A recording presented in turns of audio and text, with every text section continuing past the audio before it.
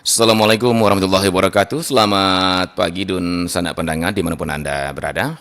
Terima kasih Anda tetap dan setia bersama Perempat dari Padang hingga saat ini pukul 9 lewat 6 menit waktu Indonesia Barat. Dan dun sanak pandangnya, seperti biasa Kamis pagi ini kita kembali bersama dalam spesial program di hari Kamis ini untuk Perempat dari Padang, yaitu kearifan lokal Minangkabau. Yang pagi hari ini kita akan lanjutkan perbincangan kita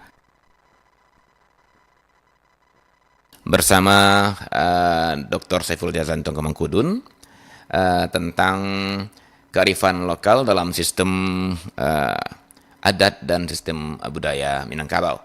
Nah, untuk pagi hari ini kita sampai di subtopik pembahasan kita, yaitu kearifan lokal dalam sistem sosial kemasyarakatan Minangkabau. Baik, dan saudara pendengar, seperti biasa ya, pada kesempatan ini kami akan perkenalkan dulu narasumber kita, dan ya setelah itu kita akan langsung masuk ke pembicaraan kita pagi ini ya. Baik, Assalamualaikum warahmatullahi wabarakatuh. Selamat pagi, Mak. Waalaikumsalam warahmatullahi wabarakatuh. Selamat pagi Bung Adit, selamat pagi dan sanak pendengar dimanapun berada, pendengar Surau Perompat dari Padang. Iya, baik. Baik, sehat, Mak ya? Alhamdulillah, kita sudah menunaikan tugas negara kemarin. Benar sekali, Mak. Kita sudah melaksanakan pesta demokrasi dengan baik, insya Allah, Mak ya. Alhamdulillah. Baik, Mak. Pagi ini kita akan lanjut dengan perbincangan kita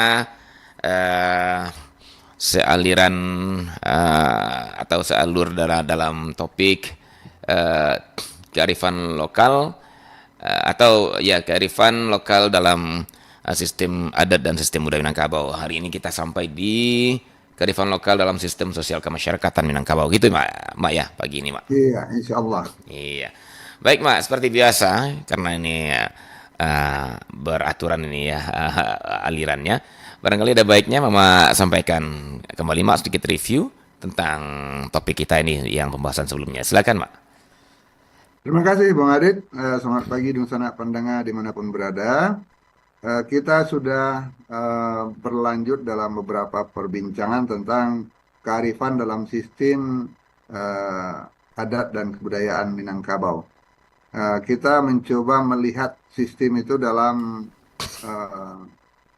kacamata atau cara pandang ilmu antropologi. Kita sudah bahas yang pertama itu tentang bahasa, kemudian kita juga sudah membahas cukup dalam sistem religi. Nah, yang ketiga, dalam sudut pandang antropologi, sebuah kebudayaan itu bisa kita bahas dalam sistem kemasyarakatan.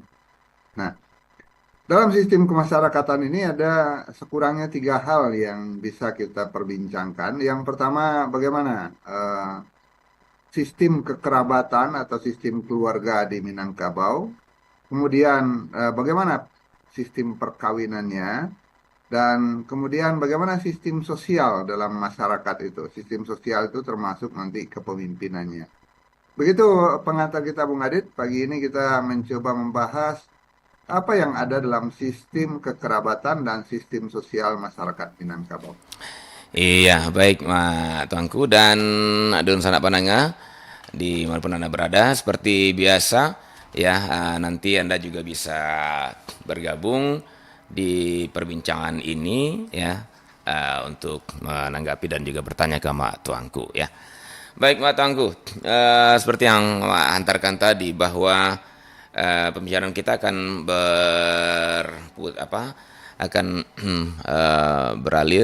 beralur di 3 sub pembahasan ya. Ada suku, induk, kaum dan pari, atau dalam istilah masalah kekerabatan ini, Mak ya. Betul, betul. Baik. Nah, bicara kekerabatan, Mak, dari dulu hingga saat ini barangkali ada hal yang selalu masih jadi pertanyaan bagi sebagian besar orang, dan bukan saja orang non Minangkabau, tapi anak keponakan Minangkabau pun masih bermain di pikirannya. Iya, Kenapa, kayak gitu ya, Mak ya. Mungkin betul. Mak juga sudah bisa menebak ini kemana arah pertanyaan saya. Ya, tentang matrilineal, Mak. Nah, Iya, selalu ada semacam eh, apa ya, tanda tanya ketika Minangkabau memakai matrilineal, sementara di sisi lain filosofi dasar Minangkabau itu adalah bahasa isyarat, isyarat betul. bahasa kitabullah. Nah, sementara orang mengasosiasikan dan me, menyimpulkan bahwa Islam itu syarak itu secara keturunan menurut ayah Formal. kan gitu ya, Mak ya. Sementara Minangkabau ibu. Nah, ini jadi debatable terus nih setiap gimana tuh. Perlu kita jelaskan. Silakan, Mak Tuanku. Baik, terima kasih Bung Adit. Iya, karena ilmu antropologi itu suka membelah-belah atau membedah-bedah struktur masyarakat dan melihat hanya satu sisi, seolah-olah ya Hmm. Minangkabau itu hanya mempedulikan hubungan antara ibu dan anak. Itu dalam teori antropologi dikatakan garis matrilineal. Nah, dan melupakan garis patrilineal yang kebetulan dalam ajaran Islam eh, hubungan kekeluargaan itu diurutkan berdasarkan garis hubungan ayah atau patrilineal. Sebenarnya ada tiga sistem kekerabatan dalam sudut pandang antropologi itu ada paternal, hubungan anak dengan kedua orang tuanya itu dua belah pihak. Kemudian ada patrilineal, hubungan lebih dekat ke bapak. Kemudian matrilineal, hubungan lebih dekat ke ibu. Nah, kalau kita memakai kacamata ini, sebenarnya Minangkabau itu menggunakan paternal. Hubungan kepada kedua orang tua itu sama kuatnya. Hubungan kepada bapak itu dikatakan nasab, karena orang Minang itu beragama Islam.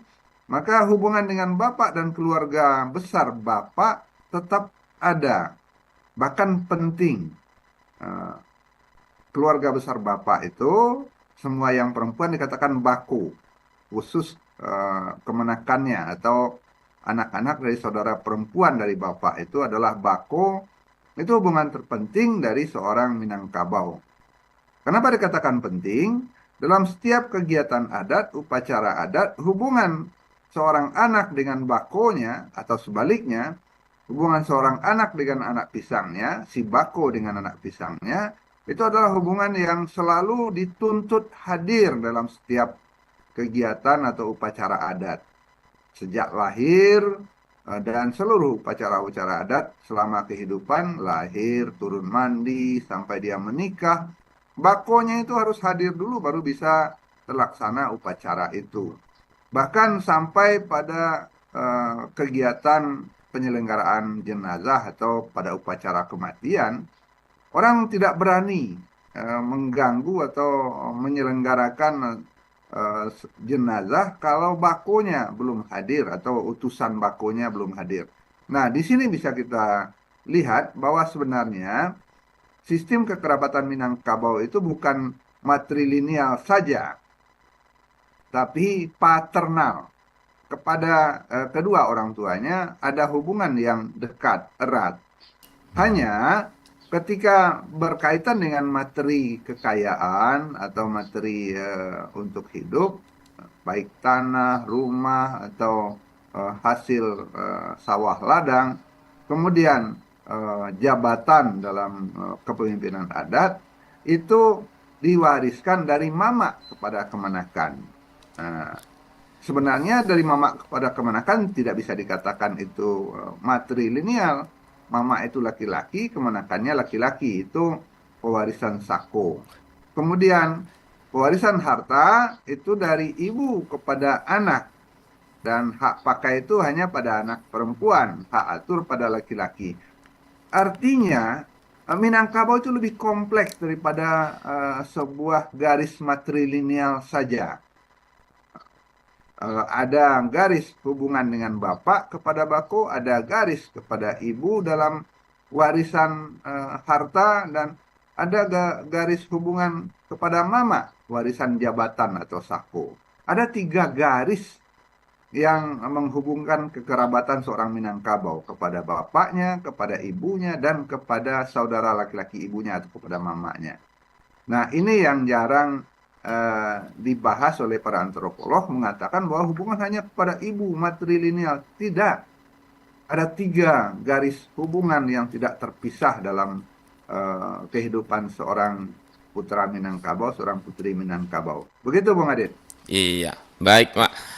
Eh, dalam perspektif eh, keilmuan, apalagi dalam perspektif antropologi, seperti yang Mak sampaikan tadi, kejadian yang kamu itu, Mak, ya, lebih Iya, menitik beratkan ke matrilineal, padahal kalau menurut Mak itu paternal, kan gitu, Mak, ya.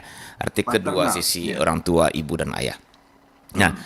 eh mungkin secara konsep bisa kita seperti itu, Pak. Tapi dari melihat dari praktiknya, dari keseharian, ada beberapa hal yang barangkali perkuat dugaan orang bahwa begitulah adanya. Pertama persoalan warisan. Nah, apa atau Ya. pusako, Mak, pusako, bukan Sako dan pusako, ya, ya. sako dan pusako. Apalagi soal harta itu lebih ke perempuan, ya.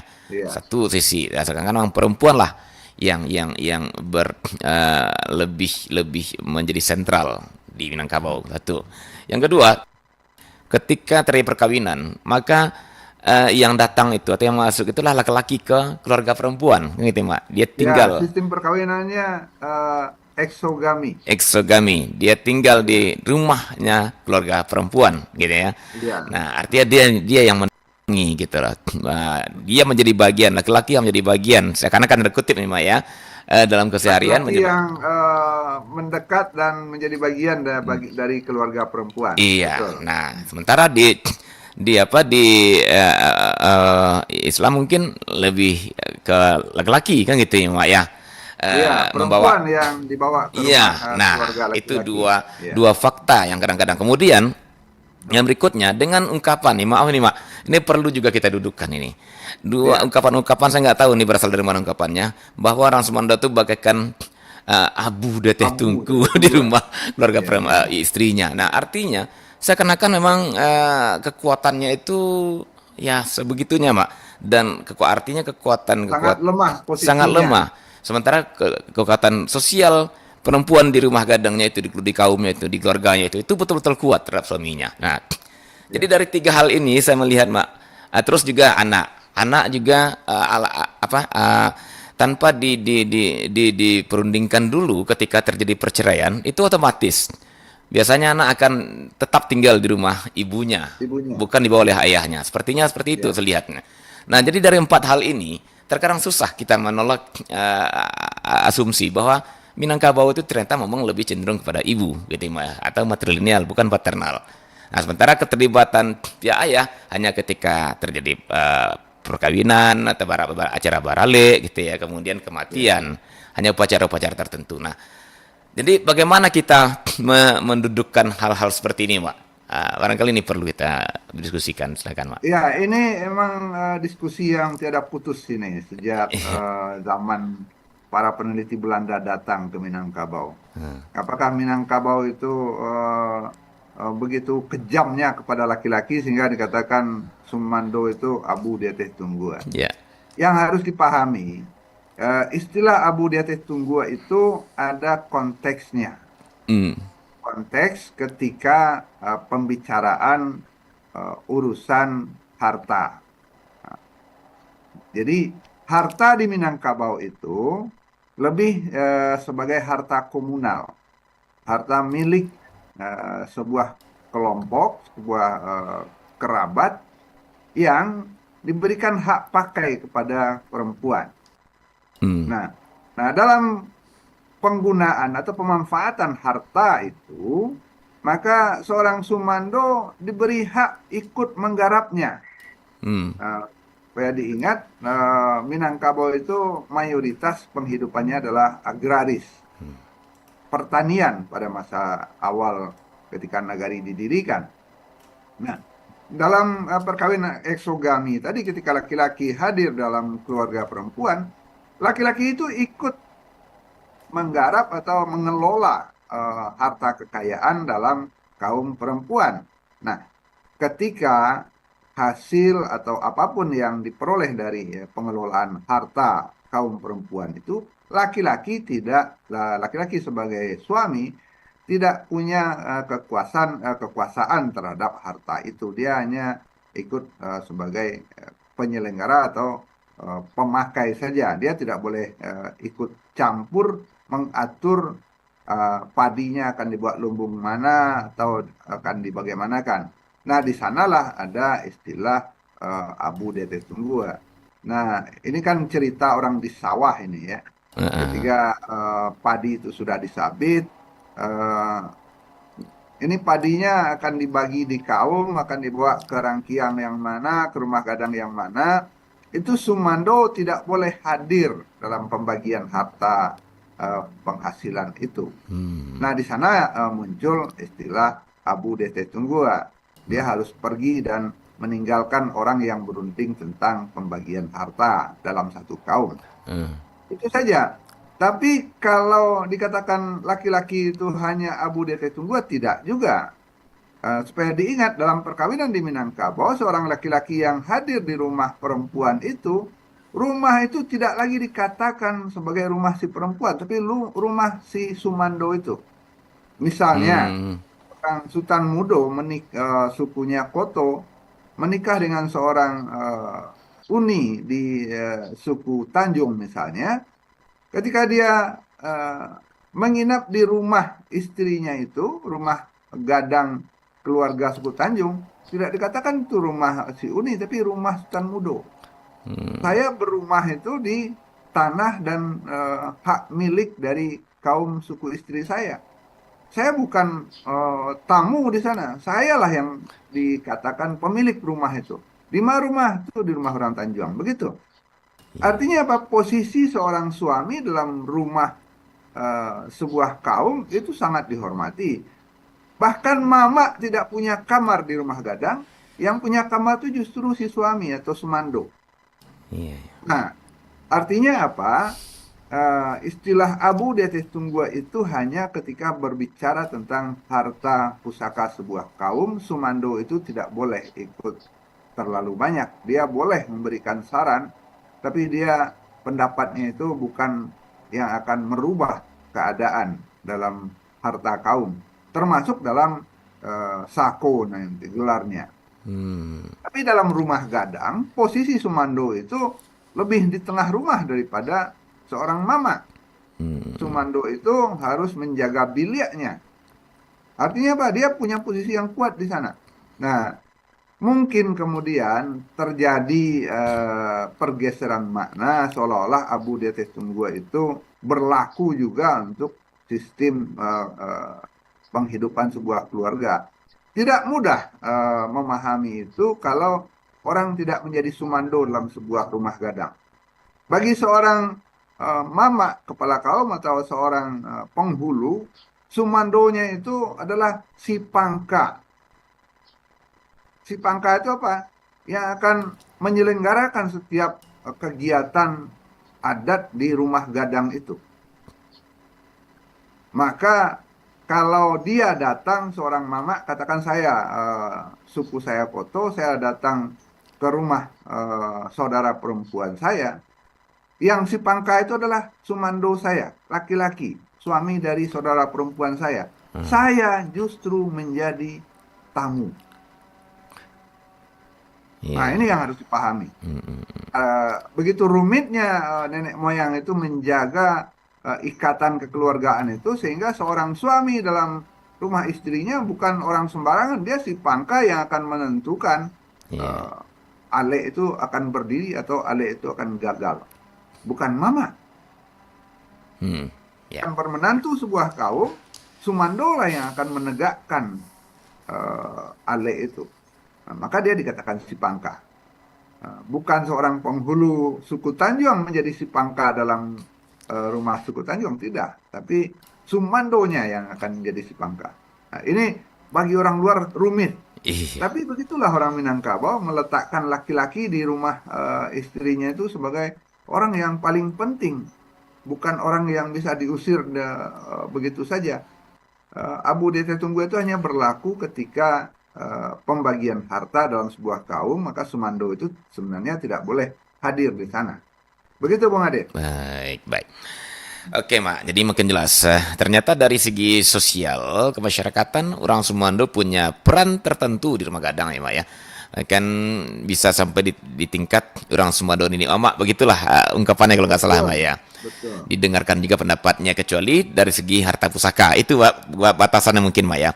Nah, Iya, tapi oke Mak, dari segi segi sosial dan harta pusaka. Nah, pusaka.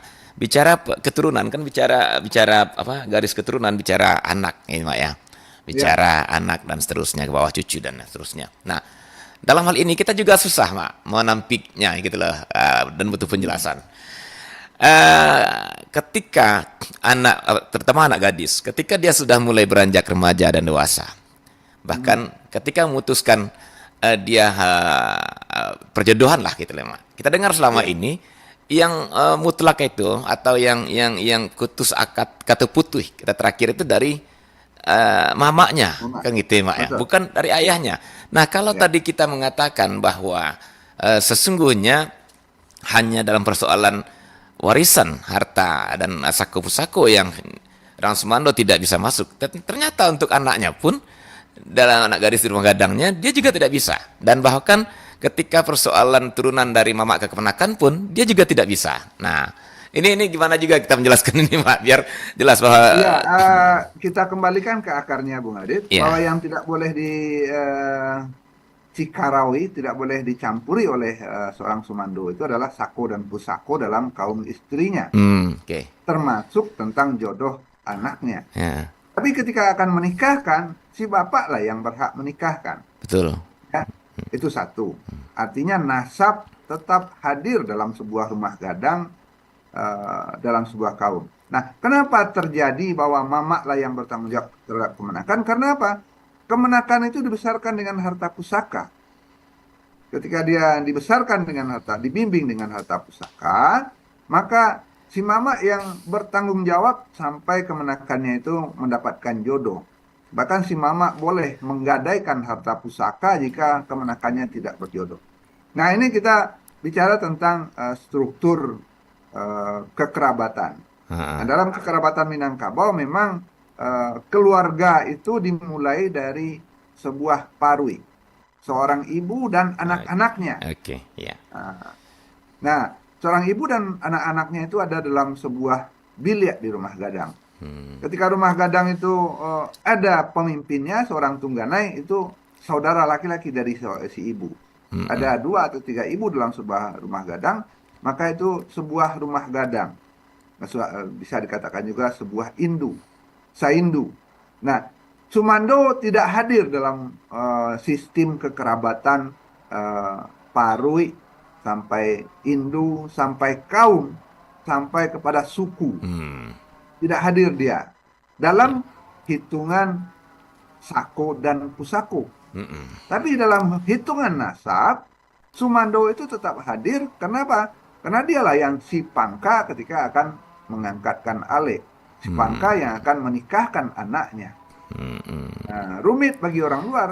Ya. Tapi pembagian itu sudah begitu disepakati sangat lama.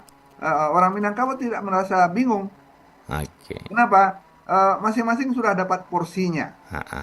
Tapi Nah, ada pertanyaan menarik juga, Mak. Kenapa selama ini yang lebih cenderung dikeluarkan itu istilah suku, bukan nasab? Nah, ini kan apa juga, Mak? Nasab kan ini dia. jarang-jarang sekali, Mak. Biasa selalu apa suku? Orang nggak bertanya siapa nasabnya, gitu ya, Mak. Apa sukunya? Di mana kaumnya? Kan gitu, Mak. Nah, padahal nasab juga peran bagian penting dari Minangkabau ternyata dari ungkapan Mak tadi kan. Sementara memang di Iya. Islam pun nasab juga akan lebih diperhitungkan. Tapi di Minangkabau nasab jarang-jarang sekali Pak kita dengar. Ini ada apa nih Pak? Memang kehadiran nasab sama dengan kehadiran si Pangka dalam ale, Nah, yang akan beralih itu adalah kemenakan, adalah orang kampung. hmm, Si Pangka itu dia akan menarik diri ke dapur, kira-kira begitu. Artinya apa?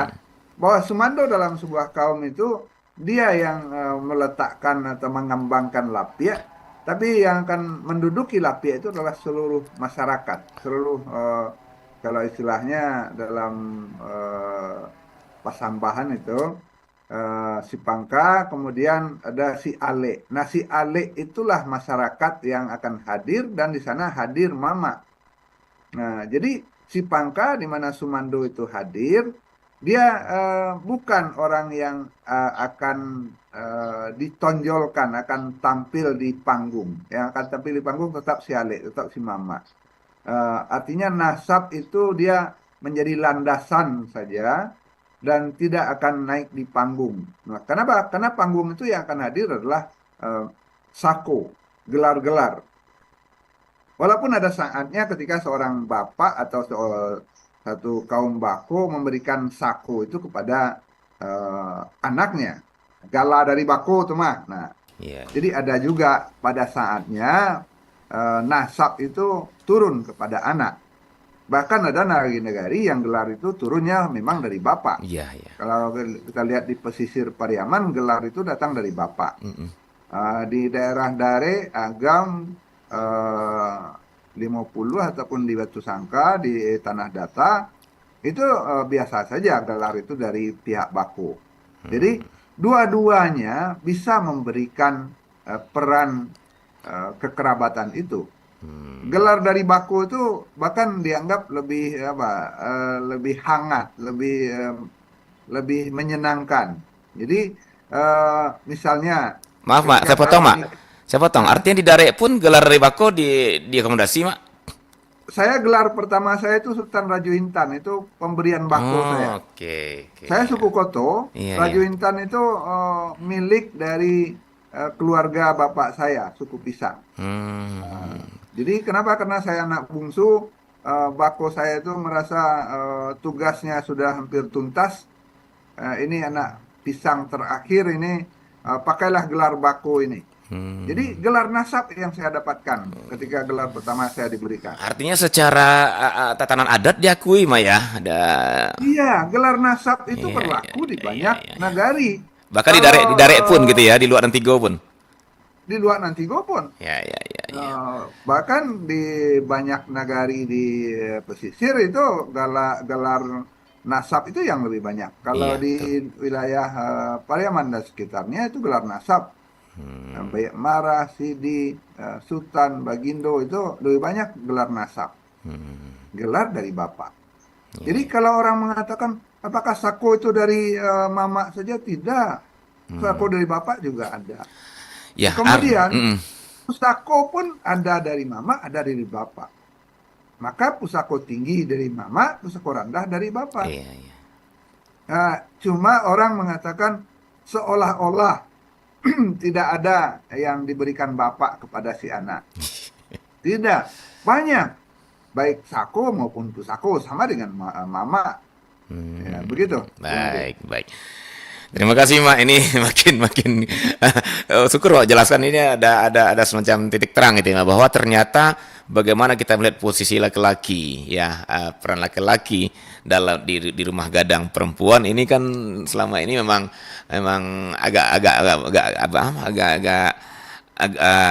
tertutup lah gitu ya, Mak, agak buram gitu ya. Artinya Ada satu tambahan lagi, Bung Ade. ah, Kalau kita jalan ke makam atau padang pekuburan orang Minang, mm-mm, itu misalnya makam pekuburan suku saya, suku Koto, itu saya pernah hitung, sudah ada sekitar 70 makam di sana. 70 itu lebih separuhnya adalah bapak, adalah Sumando. hmm, Dituliskan di sana, Bapak kami Sultan Petuah, ya, suku ya, ya, Tanjung. ya, ya, ya. Mm, Padahal itu makam pekuburan orang Koto.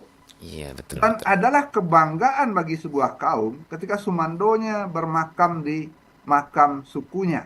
Betul, betul, betul. Saya baru melepas pambayan saya kemarin, seorang datuk itu berebut antara eh, apa Kemenakannya, keluarga si bapak itu dengan eh, anaknya. kaum Ah, mamak rumah. iya, iya, iya. Ya, Sumando pambayan saya itu sukunya Guci. Kemudian dia menikah dengan kaum suku Tanjung.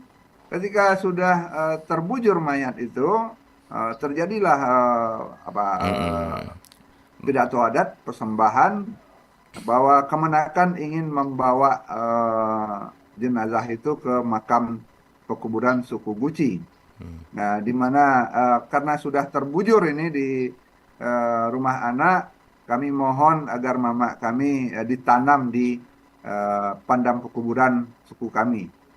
Itu berebutan dalam pidato adat yang hangat, tapi kemudian mengalahlah pihak bapak ini, ya sudahlah, karena anak berkeras maka anak itu pisau tajam, bapak itu bagian tabah, maka mengalahlah keluarga pihak laki-laki. Akhirnya bapak itu bermakam di Suku anak. pekuburan atau makam anaknya di makam suku Tanjung, padahal dia suku Guci. Begitu berharganya seorang Sumando, bahkan ketika meninggal pun masih diperebutkan untuk ditanam di makam pekuburan istrinya. Iya, iya, Begitu iya. Bung Ade. Jadi ini memang perlu perlu sosialisasi pelurusan ini. Iya. Jadi kalau ada yang mengatakan Abu de Tunggu itu ini ketika Sumando Kecamniang mencikarawai harta pusaka dari Iya, iya, iya. keluarga istrinya. Baik, baik, baik. Baik, Mak. Jadi memang pada akhirnya terlihat sekarang ya bahwa seperti yang Mak bilang tadi, Minangkabau sesungguhnya bukanlah matrilineal, bukan juga patrilineal, tapi paternal seharusnya gitu ya, Mak ya. Dan paternalnya plus. Plus, Ya, karena warisan itu bukan hanya dari ibu, bukan hanya dari bapak, ada dari mama. iya, iya, iya. Sako itu kan bukan dari ibu, sako itu dari mama. Baik, baik. Dan tidak ada suku lain yang 3 jalur pewarisan itu. Gelar ada dari bapak, gelar ada dari mama. Harta ada dari bapak, harta ada dari ibu. Kan Hmm, 3 jalurnya itu. Kalau suku lain, nah yang paternal misalnya itu harta dari bapak, gelar dari bapak, marga dari bapak. Begitu. baik, baik, baik. Baik, Mak. Dan memang minimal secara universal, secara umum sudah mulai semakin jelas ini, Mak ya.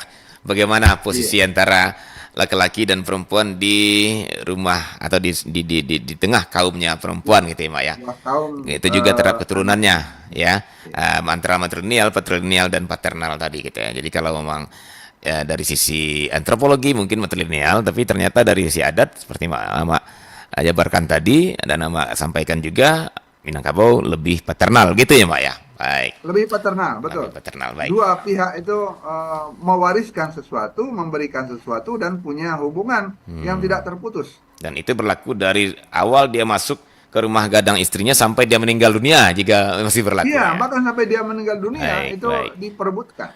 Baik, Mak, ini ada yang mau bergabung, Mak, kita coba terima, Mak ya.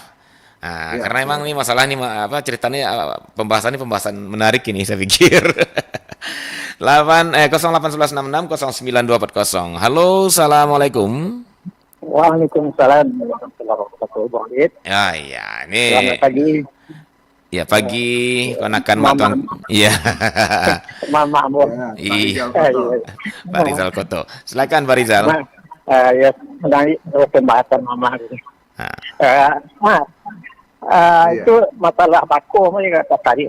nah, Eh, mulai dari lahir, bako itu telah melibatkan diri, kemudian waktu meminang pun harus diberitahu bako, dan bako pun datang karena awak kama po melepeh anak ko.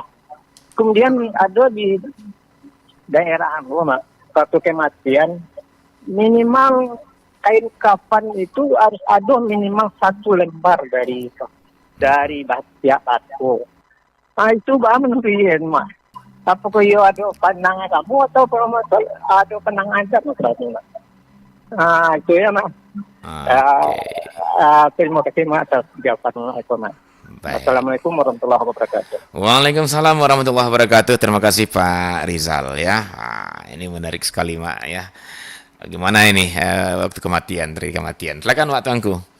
Iya, terima kasih. Pak Rijal Koto mengingatkan kita. Satu lagi, bahwa adat dan syarak itu menyatu dalam sistem kebudayaan Minangkabau, Bung Adit. Hmm. Nah, tadi dikatakan Pak Rijal bahwa di banyak negari, ketika mayat sudah terbujur itu, belum bisa diselenggarakan kalau belum datang kafan dari bakonya. Iya, iya.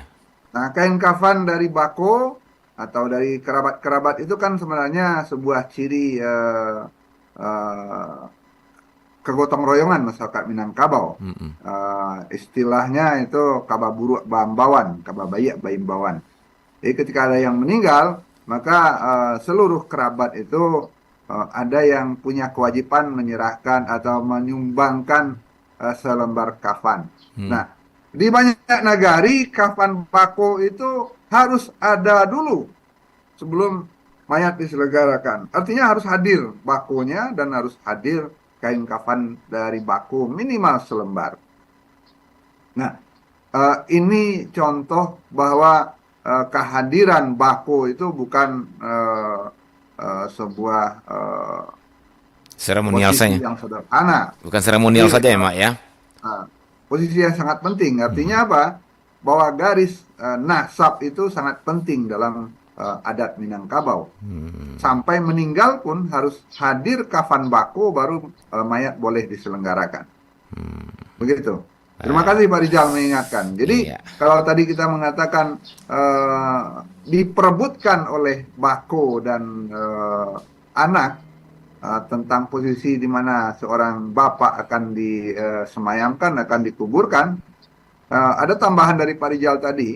Bako itu harus hadir dulu membawa kafan, barulah penyelenggaraan mayat bisa dilaksanakan. Begitu hebatnya posisi garis Nasab. nasab ke bako itu. Bako artinya keluarga bapak begitu. Baik. Ya, ini perlu kita budayakan lagi nih. Kita apa ya? Kita sosialisasikan lebih masif persoalan keterlibatan bako ya, Mak ya, atau nasab, terutama nasab lah. Iya. Hadirnya nasab dalam diri seorang anak di Minangkabau gitu ya, Mak ya. Jadi Iya. jangan memandang bahwa ketika terjadi perceraian umpamanya si anak hanya milik pihak kaum ibunya saja gitu ya, Mbak ya, tapi dia Tidak. masih punya nasab ini dengan si bapak ini ya. Betul. Oke. Saya punya contoh, tapi ini tentang masa lalu. Ya. Ya. Kebetulan saya itu punya saudara yang cukup banyak. Kenapa? Karena kakek saya itu ada 3. Begini. Ya. Nenek dari ibu dari bapak saya atau nenek saya itu suaminya ada 3. Iya. Artinya apa? Bapak saya bersaudara itu punya bako berbeda-beda. Iya, betul. Iya, betul. Oke, paham. Bapaknya yang pertama bakonya katakan suku A, bapak dari saudaranya Iya, suku B, bapak yang saudaranya yang berikutnya suku C. Iya. 3 bako dalam Satu ibu. saudara satu ibu. Satu ibu. Wah. Nah, ketiga-tiganya sampai beliau meninggal itu hadir. Artinya apa? Ketiga bakonya itu tidak berkelahi, tidak berantem, bahkan akrab. Kenapa? Karena dalam rumah itu anak pisang mereka bersama. Iya. Ini bagi orang sekarang membingungkan. Membingungkan, Tapi iya. pada masa lalu itu sangat biasa saja. Iya. Artinya apa? Garis nasabnya tetap terjaga, walaupun sukunya satu. Iya. Ya. Iya, suku satu jadi, emang. Dia bersaudara 3 orang. Bako dari yang pertama sukunya A, bako yang kedua sukunya B, bako yang ketiga sukunya C. Oke. Iya, betul. Nah, mereka satu suku, sukunya misal suku Koto seperti saya ini, tapi dia bertiga bersaudara punya nasab 3 yang berbeda. Itu masih berlangsung bahkan sampai sekarang. Ketiga bakonya itu hadir dalam setiap upacara kami. Begitu. Luar biasa ya, Mak ya. Sebegitu kalau nasab itu dijaga ya, Mak ya.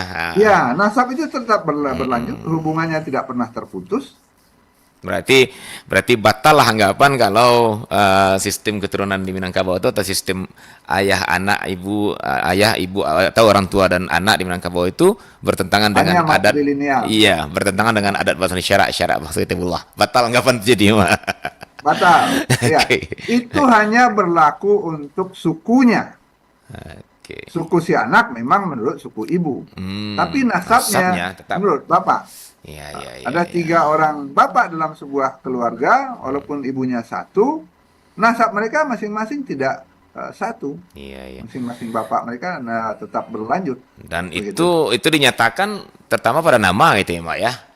Nama Ya, dan gelar. dan gelar. Kalau di daerah pesisir itu Gelar ya. umumnya daerah Pariaman, Tiku, Pariaman, Nareh dan Lubuk Alung itu gelar Dari ayah itu ya. dari nasab, gelar nasab dari Ya, bapak. nasab dari bapak ya. Di Dare itu Ya. ketika seorang akan menikah itu gelar itu diperebutkan antara bako dengan mama.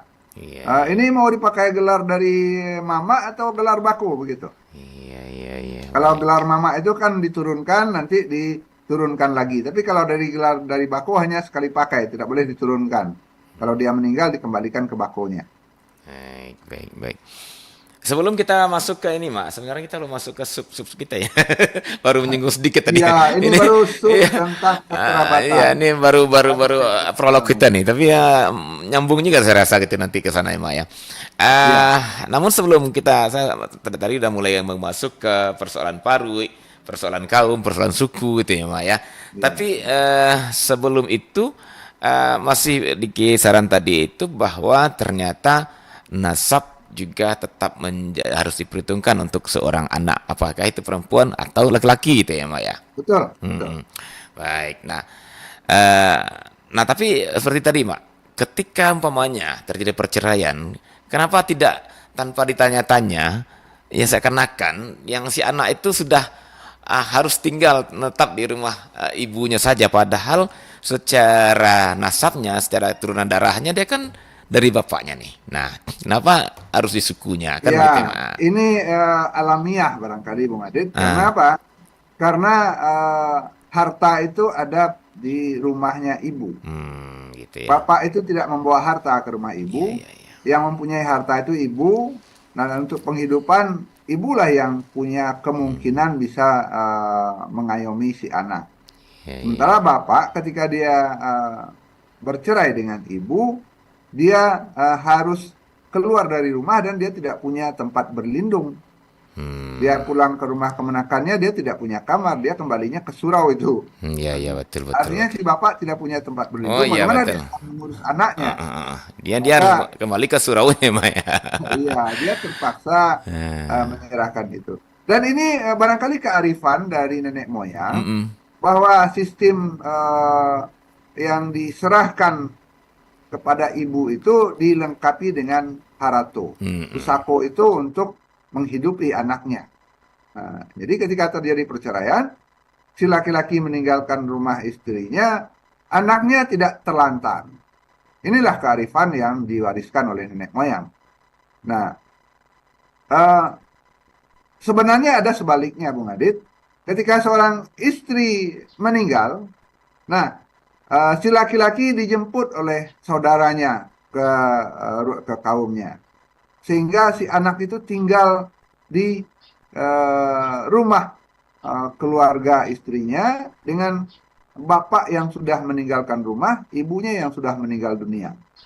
Nah, siapa yang mengurusi anak itu? Itulah urusan si mama dengan saudara-saudaranya. Jadi anak yang ditinggalkan ibu dalam keluarga Minangkabau itu tidak dibawa bapaknya walaupun ibunya meninggal, itu tetap di rumah saudara ibunya diurus ibu-ibu yang lain. Itu sering terjadi begitu. Walaupun ada juga kasus misalnya ketika anak itu dibesarkan oleh bakonya. Yang terkenal di Minangkabau itu ada seorang sastrawan besar namanya Darman Munir. Dia menceritakan bagaimana indahnya dia hidup di rumah bakonya ketika ibunya sudah berpulang. Nah, artinya apa?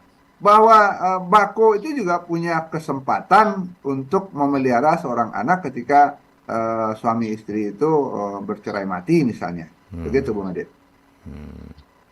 Baik, baik, baik. Baik, Mak, menarik sekali dan Dun Sanak Pananga silahkan tanpa terasa ini kita sudah hampir sampai di penghujung, baru mendudukkan persoalan matrilineal dan paternal ini. Ya karena memang saya pengen jelas sih Mak. Karena selama ini selalu ini jadi debatable gitu ya, diskusian gitu ya. Diskusi yang mungkin terjadi. sedikit lagi Bung Adit Iya, tentang silakan Mak. sastrawan besar kita Darmawan Munir tadi. Ah, Kisah dia dibesarkan oleh bakonya itu luar biasa. Dia buat novel, dan ketika novel itu diikutkan dalam sebuah lomba di Dewan Kesenian Jakarta, dia dapat penghargaan. Judul novelnya sendiri Bako, silakan dicari itu, sangat terkenal itu, tahun 1980-an itu. Artinya apa? Di Minangkabau, anak yang dibesarkan Bako itu justru kadang-kadang bisa jadi orang besar. Kenapa? Kasih sayang Bako itu seperti pengganti bapaknya yang sudah berpulang, misalnya begitu. Ya. Nah, tapi satu nih, Pak, pertanyaan terakhir nih, Mak ya, persoalan prolog kita ini, dan mungkin juga terakhir di sesi kita hari ini karena sampai di penghujung. Besok kita baru masuk sepertinya suku Pari kau nih, Mak. Nah, terakhir nih, Mak. Oke, kembali ke persoalan posisi anak ini, Mak ya. Artinya ketika apakah katakanlah perceraian hidup atau cerai mati mau ngerti Mak ya. Anak biasanya tak tinggal di ini kalau kasus yang Biasanya tinggal di rumah ibu ya. Rumah ibu. Kalau kasus tadi mungkin itu pengecualian Mak ya. Nah, itu rumah ibu. Sementara harta pusako itu hanya turun ke pihak perempuan. Bagaimana ketika anak laki-laki, Mak, yang ditinggal oleh ayahnya, baik itu cerai hidup atau cerai mati, dan dia tetap dibesarkan di rumah keluarga ibunya, itu ya, di kaumnya itu, tapi dia kan tidak mendapat jatah dari pusako nih, Mak. Nah, bagaimana ke depannya persoalan dia nih? Sementara bapaknya sudah nggak di sana. Nah, Iya, penghidupannya gitu ya. penghidupannya seperti apa, Mak? Apakah juga tanya mama dan dengan pusakonya gitu, Mak? Silakan, Mak. Ya, ketika pada masa lalu perceraian itu tidak terlalu rumit, Bung Adit. Saya sudah cerita bahwa kakek saya 3 itu. Iya, itu betul. Jadi ketika sudah punya anak satu, ini kasusnya agak dekat dengan kakek saya itu. Ketika sudah punya anak satu, anaknya laki-laki. Apa kata Tungganai di rumah itu? Pakia, turun lalai. Kalau serpuiko, langgang rumah gadang. Artinya apa? Kalau anak yang lahir itu laki-laki, itu sumandonya itu disuruh turun saja. Disuruh cerai artinya. Nah, inilah barangkali yang dikatakan Abu Dete Tunggu itu. Kenapa? Karena si mama itu menginginkan kemenakan perempuan untuk mewarisi harta. Dinikahkan lagi dengan laki-laki yang kedua, kakek yang kedua, anaknya laki-laki lagi. Sumando ini disuruh turun lagi. Dan perceraiannya dilakukan baik-baik. Kenapa? Karena Sumando itu orang yang punya istri lebih dari satu. Biasanya itu seorang tuanku, karena apa? Mengambil tuanku sebagai menantu, anaknya juga akan jadi tuanku nanti, akan jadi ulama, kira-kira begitu. Dan tuanku di Nagari itu punya posisi yang luar biasa nih. Iya, nilai tawarnya sangat tinggi. Iya, nilai tawarnya tinggi. Dari tuanku pun tidak masalah. Iya. Baiklah, kita cerai baik-baik. Bahkan ada cerita lucunya begini. Tuanku itu karena saking larisnya dijemput oleh banyak suku. Tuanku itulah dibawa jadi semando kita supaya anak kita dapat ulama, kemenakan kita ada ulama agak satu. Iya. Kebetulan tuanku ini istrinya sudah 4. Nah, masih ada permintaan dari suku lain agar dia menjadi sumando di suku yang baru. Iya. Pada masa lalu itu biasa saja. Iya. Dia kumpulkan istrinya yang 4 itu, dia berunding dengan para istrinya. Jadi uni-uni eko yang terjadi bendi kita 8 nuah, tapi ada penumpang nang kanaya. Begitu kelakarnya. Iya, ada lucu juga ya. Istri saya kan cuma boleh 4 ini ya. Saya masih dipinang oleh kaum yang lain. Mereka ingin punya anak dari tuanku. Bagaimana ini uni-uni?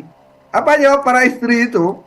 Ada istri yang mengatakan, biarlah tuanku, saya lah yang turun dari bendi ini, karena anak saya sudah 3. Iya.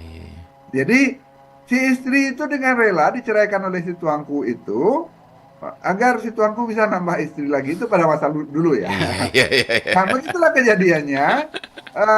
Si istri itu dengan rela diceraikan oleh tuanku itu.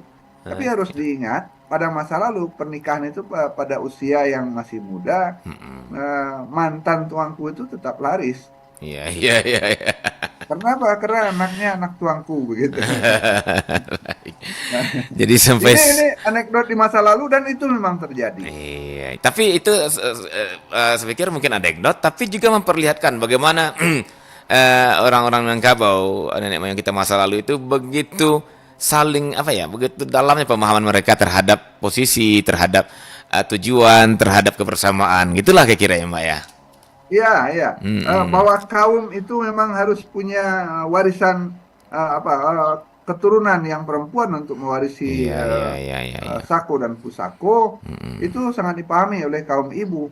Jadi bagi Betul. mereka kalau anaknya masih laki-laki perlu ditambah lagi sampai 4, 5, 6 sampai ada saudara nenek saya itu anaknya sampai 11. Kenapa? Anaknya masih laki-laki, Iya, iya. masih harus beranak lagi. Kira-kira begitu. Karena Kenapa? karena tidak ingin Yang kaumnya punah. mewarisi harta ini siapa nanti? Iya, dia tidak ingin kaumnya punah gitu ya Mbak ya. Ya, betul. Oke, Betul. baik. Barangkali ini nanti pembicaraan kita bisa masuk di sub kaum, kaum nih, Mak, ya, kaum dan suku nih. Iya, betul. Baik, Mak. Terima kasih, Mak. Sekali lagi, saya menarik sekali pagi ini. Semuanya sudah gamblang ya. Ternyata bagaimana matrilineal, bagaimana patrilineal, dan bagaimana Minangkabau dengan paternal saya sesungguhnya tanda kutip gitu ya, Mak ya. Dan Betul, bagaimana betul. posisi laki-laki di rumah gadang perempuan. Nah, jadi dengan ini kita juga semakin apa ya, memperlihatkan sebenarnya kalau istilahnya kesetaraan gender barangkali Minangkabau sudah dari dulu menerapkannya gitu ya. Mak. Betul sekali. Baik, baik, baik. Baik, Mak Tangguh. Sepertinya memang tanpa terasa kita sudah 1 jam di perbincangan ini ya. Dan udah saatnya kita untuk sementara mengakhiri dulu. Insya Allah kita akan lanjutkan dengan pembahasan yang lebih mendalam lagi tentang suku, kaum dan parwi, Mak ya. Yang rencananya Betul, sih hari betul. ini kita bahas, tapi sebenarnya di prolog adanya udah.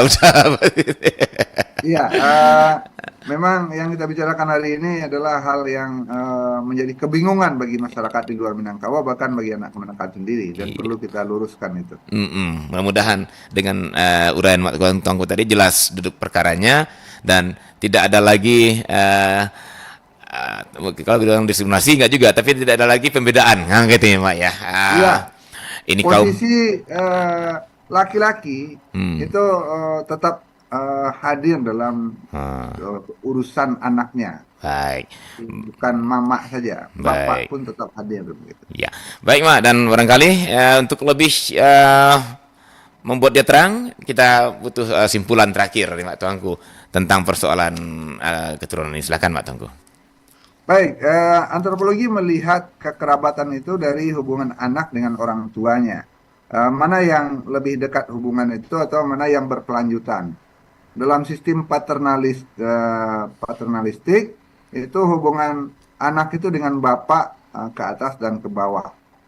Ibu menjadi bagian yang menyatu dengan bapak. Jadi kekerabatan itu lebih dekat kepada bapak kalau paternal. Matrilineal itu hubungan itu lebih dekat kepada ibu. Relasi itu hanya dengan keluarga ibu yang terjaga.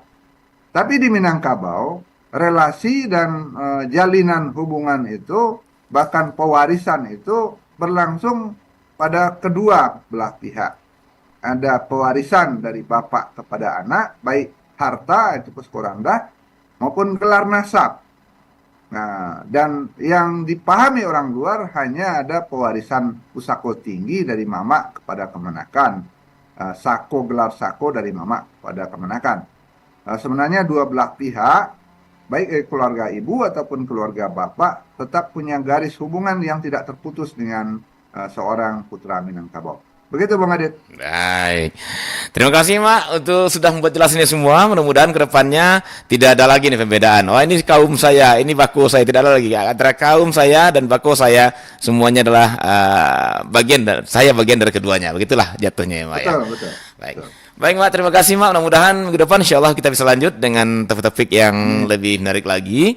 Dan bersama pendengar, ya tetap bersama kami. Tunggu terus kearifan lokal Sumatera Barat setiap Kamis dari pukul 9 hingga pukul 10 waktu Indonesia Barat. Akhirnya, saya aturan bersama Mak Tuanku, ya tepatnya Dr. Syaiful Yazan Tunggamongkudun. Mohon pamit dari ruang negara Anda dan sampai jumpa insya Allah di minggu mendatang dalam topik yang lebih menarik lagi.